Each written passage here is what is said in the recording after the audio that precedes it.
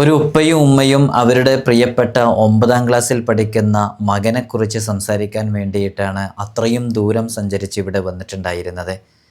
അവർ ഈ റൂമിലേക്ക് കയറുകയും ഇവിടെ ഇരുന്ന് സംസാരിക്കുകയും മകൻ ഒരു ഇറിറ്റേഷനോട് കൂടെ ആ സംസാരത്തെ നോക്കിക്കാണുകയും ചെയ്തപ്പോൾ തന്നെ ഏകദേശം ആ വീട്ടിലുണ്ടായിരുന്ന സാഹചര്യം എന്തൊക്കെയാണ്, എങ്ങനെയാണ് ഈ കുട്ടി ഇങ്ങനെ ആയത് എന്നുള്ളൊരു ധാരണ സംസാരത്തിൻ്റെ തുടക്കം മുതലേ എനിക്കുണ്ടായിരുന്നു. ഒരുപാട് അനുഭവങ്ങൾ നമുക്കിതുമായി ബന്ധപ്പെട്ടുണ്ടായതുകൊണ്ട് ഇത് സംസാരിക്കുമ്പോഴൊക്കെ മകൻ്റെ മുഖത്തുള്ള ഭാവമാറ്റമായിരുന്നു നമ്മൾ ശ്രദ്ധിച്ചിട്ടുണ്ടായിരുന്നത്. ഉപ്പയും ഉമ്മയും പറയുന്നത് കൃത്യമായി ശ്രദ്ധിക്കലോടുകൂടെ മകൻ്റെ ഭാവമാറ്റം നന്നായിട്ട് മനസ്സിലാക്കാൻ കഴിഞ്ഞു. ഇതിങ്ങനെ ഉപ്പയും ഉമ്മയും ഇങ്ങനെ സംസാരിച്ചുകൊണ്ടിരിക്കുന്നത് ഇങ്ങനെയാണ്. പറഞ്ഞത് തീരെ അനുസരിക്കുന്നില്ല, നിസ്കരിക്കാൻ പറഞ്ഞാൽ കേൾക്കുന്നില്ല, എല്ലാ രൂപത്തിലും പറഞ്ഞതിനെതിരാണ്, എപ്പോഴും തർക്കുത്തരം പറയുന്നു, ചിലപ്പോഴൊക്കെ അസഭ്യം പറയുകയും ചെയ്യുന്നു, ഭക്ഷണം കഴിക്കുന്നില്ല, ഒരു നിലക്കും മോന് നന്നാകുമെന്ന് തോന്നുന്നില്ല, സ്കൂളിൽ ചെന്നാൽ അവിടെയും കംപ്ലൈൻ്റാണ്, എല്ലാ സ്ഥലങ്ങളിലും പരാതി മാത്രമേ ഉള്ളൂ, അവൻ ഏറ്റവും വലുത് അവൻ്റെ ഫ്രണ്ടാണ്, അവരെന്ത് പറഞ്ഞോ അത് നല്ലോണം അനുസരിക്കും, അവരോടൊക്കെ നല്ല രൂപത്തിലാണ് പെരുമാറുന്നത്. ഞാൻ ചോദിച്ചു, നിങ്ങളുടെ അനിയനോട്, അതായത് ഇവരുടെ എളാപ്പയോട്, മൂത്താപ്പയോട്, അവരുടെ വീട്ടിലൊക്കെ എങ്ങനെയാണ് കുട്ടിയുടെ പെരുമാറ്റം എന്ന്.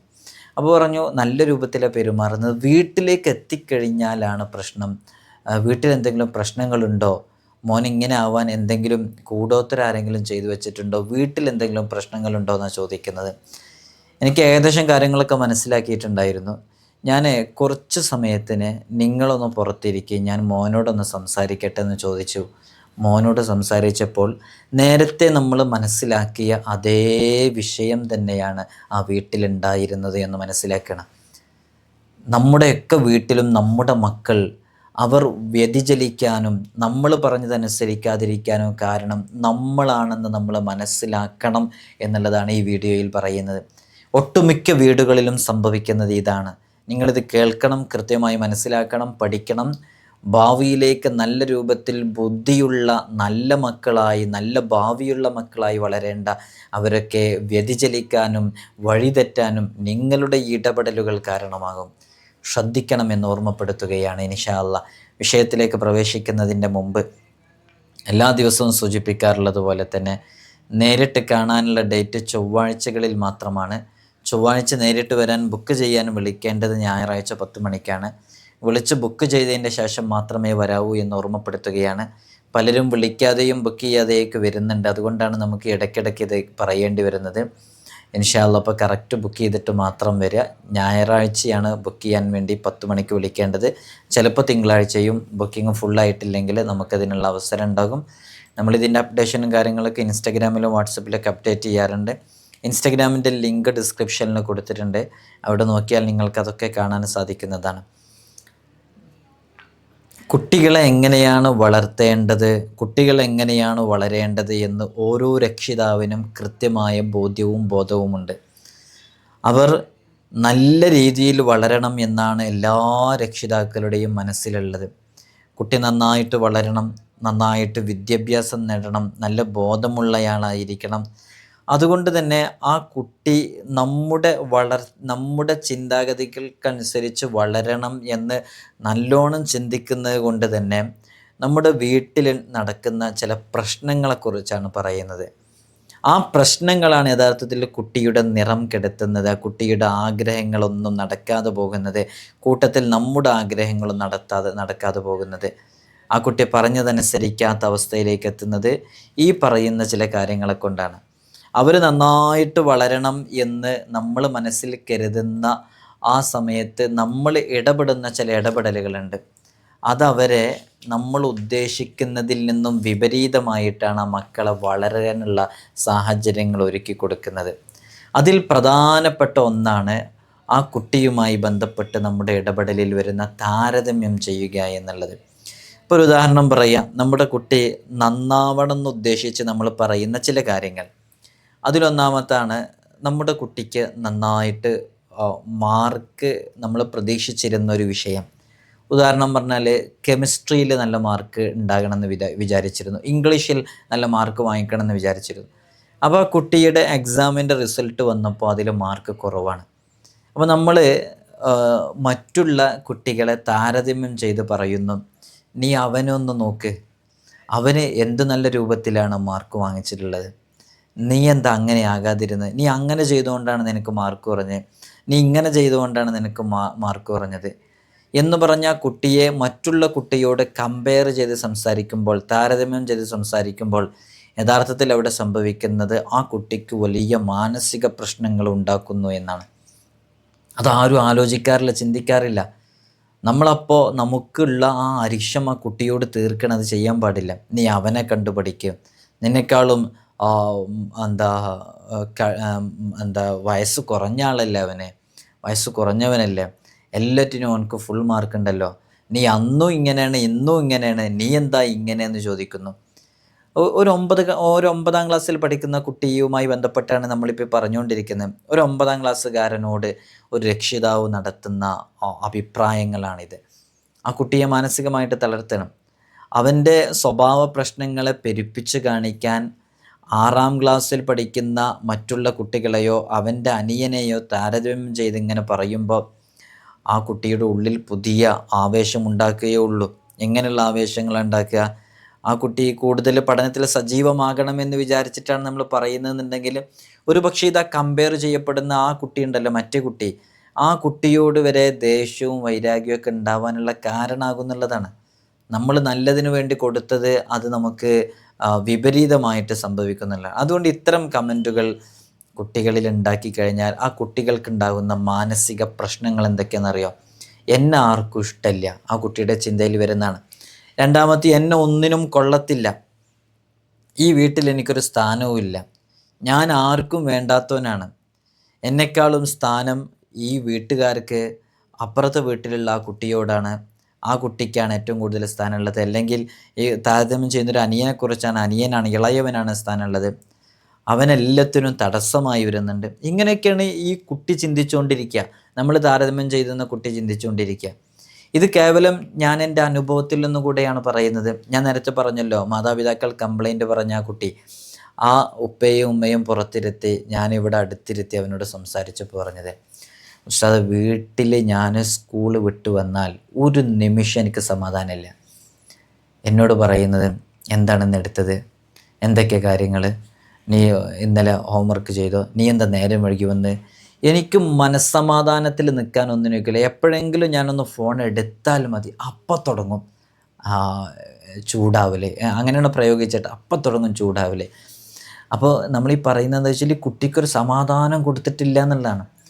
ഈ കുട്ടി ഇങ്ങനെ പറഞ്ഞ് ഈ കുട്ടിയുടെ മനസ്സിൽ ഉപ്പയും ഉമ്മയും ഒരു ശത്രുക്കളായ പോലെ തന്നെയാണുള്ളത്. അപ്പോൾ ഞാൻ ഈ കുട്ടിയോട് കുറച്ച് സമയം സംസാരിച്ചൊരു കുട്ടിയെ മാറ്റി നിർത്തിയിട്ട് ഉമ്മയോടും ഉപ്പയോടും വീണ്ടും സംസാരിച്ചു. അപ്പോൾ ഉമ്മയും ഉപ്പയും പറയണേ, മോന് ഞങ്ങളൊക്കെ ശത്രുവായിട്ട് കാണുന്നതെന്ന്. അപ്പോൾ നിങ്ങൾക്ക് ആ ഉള്ളു മനസ്സിലായോ? മോന് ഉപ്പയും ഉമ്മയും കുറിച്ച് പറയുന്നത്, ഉപ്പയും ഉമ്മയും എന്നോട് ശത്രുക്കളെ പോലെ പെരുമാറുന്നു. ഉപ്പയും ഉമ്മയും പറയുന്നു, മോൻ എന്നോട് ശത്രുക്കളെ പോലെ പെരുമാറുന്നു. എവിടെയാണ് സംഭവിച്ചത്? ഇവിടെയാണ് ഒരു മൂന്നാമതൊരാൾ ഇതിൽ ഇടപെടണം എന്ന് പറഞ്ഞ്. ഇപ്പം ഇവർ തമ്മിൽ പരസ്പരം അങ്ങോട്ടും ഇങ്ങോട്ടുള്ള പ്രശ്നങ്ങൾ എത്ര തീർത്താലും തീരൂല മൂന്നാമതൊരാൾ ഇതിൽ ഇടപെടാതെ. ഇപ്പം എൻ്റെ അടുത്തേക്ക് ഇടപെടാൻ കൊണ്ടുവരണം എന്നല്ല കേട്ടോ പറഞ്ഞതിൻ്റെ ആശയം. നമ്മളിതിൽ ഇടപെട്ടപ്പോൾ നമുക്ക് ആ കാര്യങ്ങൾ മനസ്സിലാക്കാൻ പറ്റി എന്നുള്ളതാണ്. അപ്പോൾ യഥാർത്ഥത്തിൽ അവിടെ സംഭവിച്ചത് ഈ കമ്പയറിംഗ് ആണ്. താരതമ്യം ചെയ്ത് ആ കുട്ടിയുടെ മനസ്സങ്ങ് തളർത്തിയപ്പോൾ ആ കുട്ടിയുടെ മനസ്സിൽ ഉള്ളിൽ രൂപപ്പെട്ടു വരുന്ന ചില വികാരങ്ങളുണ്ട്. ദേഷ്യം, സങ്കടം, നിരാശ, ഇതൊക്കെ. ഇത്തരം വികാരങ്ങൾ ഉള്ളിലങ്ങ് കുമിഞ്ഞുകൂടുമ്പോൾ അത് ഉണ്ടാക്കുന്ന മാനസിക സംഘർഷങ്ങൾ അത് വളരെ വലുതായിരിക്കും. ഇത്തരം മാനസിക സംഘർഷങ്ങളിൽ ആ കുട്ടി വീണ്ടും, നമ്മൾ നേരത്തെ ഈ ഡോസൊക്കെ കൊടുത്ത കുട്ടി പഠിക്കാൻ വേണ്ടിയിട്ടല്ലേ, ആ കുട്ടി വീണ്ടും പഠനത്തിൽ പിന്നോക്കം നിൽക്കുന്നു. എത്രയാണോ മുമ്പ് കുട്ടി അലസത കാണിച്ചിരുന്നത് അതിനേക്കാളും കൂടുതൽ കുട്ടി വീണ്ടും അലസത കാണിക്കുന്നു. രക്ഷിതാവ് പറഞ്ഞത് ഒരു നിലക്കും കേൾക്കാനുള്ള സാഹചര്യം ആ കുട്ടിയുടെ മനസ്സ് അനുവദിക്കുന്നില്ല. ഇത് ഈ രക്ഷിതാവിൻ്റെ പെരുമാറ്റത്തിലുണ്ടായ ഒരു ബുദ്ധിമുട്ടാണ്. അപ്പോൾ അത് മനസ്സിലാക്കാൻ ചില രക്ഷിതാക്കൾക്ക് സാധിക്കുന്നില്ല എന്നുള്ളതാണ്. നമ്മൾ അവരെയും കൂടെ ഉൾക്കൊണ്ടിട്ടല്ലേ ചെയ്യേണ്ടത്.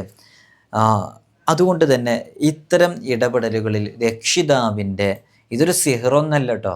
ചില ആളുകളെല്ലാം സിഹറാണെന്ന് കരുതിയിട്ട് ഇതൊരു സിഹറല്ല. ശരിക്ക് നമ്മുടെ വീട്ടിൽ നമ്മൾ തന്നെ ഉണ്ടാക്കി വെക്കുന്ന ചില പ്രശ്നങ്ങളാണ്. അപ്പോൾ താരതമ്യം ചെയ്യുന്ന രക്ഷിതാവിൻ്റെ മാനസികാവസ്ഥയെ നമ്മൾ ശരിക്കും മനസ്സിലാക്കേണ്ടതുണ്ട്. കുട്ടി നന്നായിട്ട് നല്ല രൂപത്തിൽ വളരണമെന്ന് ആഗ്രഹിച്ചിട്ടാണ് മാതാപിതാക്കൾ ഇത്രയും നല്ല രൂപത്തിൽ അവരെ ഉപദേശിക്കുന്നത്. ആ ഉപദേശിക്കുന്നത് മറ്റുള്ളവരെ കമ്പയർ ചെയ്ത് നമ്മുടെ മക്കളെ തളർത്താനും തകർക്കാനും പോകുന്ന രൂപത്തിലേക്ക് ആകരുത് എന്നുള്ളതാണ്. നമുക്ക് ഈ താരതമ്യം ചെയ്യുമ്പോൾ തെറ്റാവാത്ത രൂപത്തിൽ, കുട്ടിയുടെ മനസ്സ് വേദനിപ്പിക്കാത്ത രൂപത്തിൽ നമുക്ക് താരതമ്യം ചെയ്യാം. അവൻ്റെ മനസ്സിൻ്റെ ഉള്ളിൽ അസ്വസ്ഥതകൾ സൃഷ്ടിക്കാത്ത രൂപത്തിൽ താരതമ്യം ചെയ്യാം. നമ്മൾ നമ്മുടെ മോനോട് എന്തെങ്കിലും പറയുമ്പോൾ ഓനക്ക് ഉള്ള ചില കഴിവുകളുണ്ടാവും. ചിലപ്പോൾ എന്തെങ്കിലും ഒരു ക്ലോക്ക് കേടായിട്ടുണ്ടെന്നുണ്ടെങ്കിൽ നന്നാക്കാൻ അവനക്ക് കഴിയും. അല്ലെങ്കിൽ വീട്ടിൽ എന്തെങ്കിലും സഹായങ്ങൾ ചെയ്തു തരാൻ ചെയ്യും. വീട്ടിൽ എന്തെങ്കിലും ക്ലീനിങ് പരിപാടി, എന്തെങ്കിലും സാധനങ്ങളൊക്കെ കൊണ്ടുവരികയാണെങ്കിൽ അതൊക്കെ എടുത്തു വെക്കാനൊക്കെ കഴിയും. അങ്ങനെ ഏതൊരു കുട്ടിക്കും എന്തെങ്കിലും ഒരു കഴിവില്ലേ? ഞാൻ ഈ പറയുന്നത് കേൾക്കുമ്പോൾ എൻ്റെ പ്രിയപ്പെട്ട ഉമ്മമാർ ഉപ്പമാർ മനസ്സിലാക്കൂ, നിങ്ങളുടെ മക്കൾ പഠനം മാത്രമല്ല നോക്കേണ്ടത്, ഏതെങ്കിലും ഒരു വിഷയത്തിൽ കഴിവില്ലാത്തവരായിട്ട് ജനിച്ചവരാണോ? അല്ല, ഏതെങ്കിലും ഒരു വിഷയത്തിൽ കഴിവില്ലാത്ത ഒരാളുണ്ടാകില്ല എന്നുള്ളതാണ്. അപ്പോൾ അവന് എന്തിലോ ഒന്നിൽ കഴിവുണ്ട്, അല്ല പല കാര്യങ്ങളിൽ കഴിവുണ്ട്, അത് പറഞ്ഞു തുടങ്ങുക കുട്ടിയുടെ. അപ്പോൾ ഓനെ നീ എന്നാ ഇത് നമ്മളെ കടയിൽ ഷോപ്പിൽ കൊണ്ടുപോയി മെക്കാനിക്കിൻ്റെ അടുത്ത് കൊണ്ടുപോയി കൊടുത്തു, നന്നാക്കാൻ പറ്റിയില്ല, നീയല്ലേ നന്നാക്കിയത്. നീ ഒന്ന് ആലോചിച്ച് നോക്ക്, നീ ഈ നന്നാക്കാനുള്ള ഇങ്ങനെ കഴിവ്, ഈ എല്ലാം കേട് വന്നാൽ നന്നാക്കാനുള്ള കഴിവ്, പെട്ടെന്ന് ഇങ്ങനെ നീ അന്ന് എന്തോ ഒരു മത്സരത്തിന് പോയപ്പോൾ ആ സ്പോർട്സിൽ പങ്കെടുത്തപ്പോൾ നീ അതിൽ പാസ്സായി അല്ലേ, നീ അതിൽ ഫസ്റ്റ് റാങ്ക് വാങ്ങിച്ചു, നീ അതിലാണ് ഫസ്റ്റ് പ്ലേസ് നീയാണ് വാങ്ങിച്ചത്. അങ്ങനെ തുടങ്ങി അവൻ ചെയ്ത നേട്ടങ്ങളൊക്കെ പറഞ്ഞ് നീ ഇതിലും കൂടെ ഇപ്പോഴുള്ള മാർക്കിനേക്കാളും ഒരു പടി മാർക്ക് വാങ്ങിച്ചിരുന്നെങ്കിൽ നീ അവനേക്കാൾ ഉഷാറാകൂലേ? അവനിങ്ങനെയുള്ള കഴിവൊന്നുമില്ലല്ലോ. അവൻ ഇതേപോലെ ഒരു നിന്നെപ്പോലൊരു ഹൈ ജമ്പിൽ പങ്കെടുക്കാൻ പോലും എനിക്ക് കഴിയുന്നില്ലല്ലോ. നീ അന്നൊരു ക്വിസ് കോമ്പറ്റീഷനിൽ പങ്കെടുത്തപ്പോൾ നിനക്ക് എത്ര സമയം നീ പിടിച്ചു നിന്നതിൽ അവനക്കങ്ങനെ പിടിച്ചു നിൽക്കാൻ പറ്റിയോ? നീ ഈ ബയോളജിയിലും കൂടെ നീ കുറച്ച് ശ്രദ്ധിച്ചാൽ നിനക്ക് ശ്രദ്ധിക്കാൻ പറ്റാത്തതുകൊണ്ട്, നിനക്ക് ചില തിരക്കുകളൊക്കെ ഉണ്ടായതുകൊണ്ട് ശ്രദ്ധിക്കാൻ പറ്റാത്തതുകൊണ്ടാണ് അതിൽ മാർക്ക് കുറഞ്ഞു പോയത്. ശ്രദ്ധിക്കുകയാണെങ്കിൽ നിനക്ക് കിട്ടുമെന്ന് എനിക്ക് ഉറപ്പുണ്ട്. ഈ ഒരു രൂപത്തിൽ നിങ്ങളുടെ മക്കളോട് പറഞ്ഞു നോക്ക്, തീർച്ചയായിട്ടും അതിൽ മാറ്റം ഉണ്ടാവും. എൻ്റെ അനുഭവമാണ്. ഇവിടെ ദർസിൽ പഠിക്കുന്ന ഒരുപാട് മക്കളുണ്ട്, എല്ലാവരും കഴിവുള്ളവരല്ല. പക്ഷേ ഞാൻ മനസ്സിലാക്കിയത് അവരിൽ കഴിവുള്ള ചില ആളുകളുണ്ട്. എല്ലാ വിഷയത്തിലും എല്ലാവർക്കും കഴിവുണ്ടായിക്കൊള്ളണമെന്നില്ല. അവർക്ക് കഴിവുള്ള ചില വിഷയങ്ങളുണ്ട്. ആ വിഷയങ്ങളെ ഹൈലൈറ്റ് ചെയ്ത് അവരെ ഉയർത്താനുള്ള എല്ലാ സാഹചര്യങ്ങളും നമ്മൾ കൊടുക്കണം. അങ്ങനെ തന്നെയാണ് നമ്മുടെ മക്കളുടെ വിഷയത്തിൽ ഇടപെടേണ്ടത്. അതുകൊണ്ട് ഇത്തരത്തിലുള്ള ഇപ്പം ഞാൻ ഈ പറഞ്ഞ ഈ ടോണിലുള്ള സംസാരം ഉണ്ടല്ലോ, ഈ സംസാരം നമ്മുടെ മക്കളുടെ ഉള്ളിൽ അവരുടെ സ്വയം ബോധം, ആത്മവിശ്വാസം, കോൺഫിഡൻറ്റ് ഇതൊക്കെ വർദ്ധിപ്പിക്കാൻ കാരണമാകുകയും അവരെ നല്ലൊരു വ്യക്തിത്വത്തിൻ്റെ ഉടമയാക്കാനും ഉപ്പയോടും ഉമ്മയോടും അവരുമായിട്ടുള്ള ഒരു ബോണ്ട്, ആ ഒരു ബന്ധം അത് വളരെ സുദൃഢമാകാനും ശത്രുക്കളല്ലാതെ മിത്രമായി കാണാനും എന്തും അവർക്ക് തുറന്നു പറയാനുള്ള ഒരു സാഹചര്യത്തിലേക്ക് എത്തിക്കാനും കാരണമാകുമെന്നുള്ളത് 100% ഉറപ്പാണ്. അതുകൊണ്ട് എൻ്റെ പ്രിയമുള്ള രക്ഷിതാക്കളോട് നല്ല രൂപത്തിൽ അവരോട് പെരുമാറുകയും ഇടപെടുകയും ചെയ്തില്ലെങ്കിൽ മക്കളൊക്കെ ഭാവിയിൽ നമ്മുടെ ശത്രുക്കളായി മാറിയിട്ട് നമുക്കെതിരെ പ്രവർത്തിക്കുന്നവരായിട്ട് മാറിയിട്ട് അവർ കാരണമായിട്ട് കണ്ണുനീര് കുടിക്കേണ്ട രൂപത്തിലൊക്കെ നമ്മൾ അനുഭവിക്കേണ്ടി വരും. അള്ളാഹു നമുക്ക് വലിയ കാവൽ നൽകട്ടെ. ഇതൊക്കെ നിങ്ങൾ ഉൾക്കൊള്ളുമെന്ന പ്രതീക്ഷയിലാണ്. അസ്സലാമു അലൈക്കും വറഹ്മത്തുള്ളാഹി വബറകാതുഹു.